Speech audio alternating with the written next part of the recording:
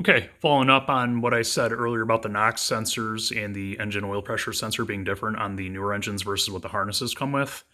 So here's a picture of the newer NOx sensor. The EOP sensor is already installed. You can't really see it very well behind the alternator, but these work. So these fit my control harness perfectly. I went with factory parts. I'm already this deep in this engine. I've already spent a small fortune on the car. Said screw it, why not just spend the money? You could probably get cheaper and use the aftermarket parts for the EOP sensor, but I would strongly advise against doing that for the NOx sensors. NOx sensors are very sensitive. They're specifically calibrated to a very narrow range of frequencies.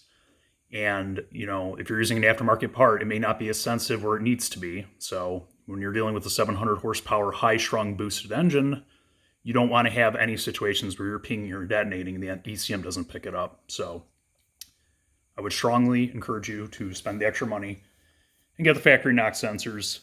One other thing, these bolts are actually just as finicky. So you have to torque these exactly 15 foot-pounds, no sealers, thread lockers, and sees anything at all. It can actually affect the sensitivity of the NOx sensor. So just throwing that out there too. A lot of people just tighten these down. They don't think it's critical.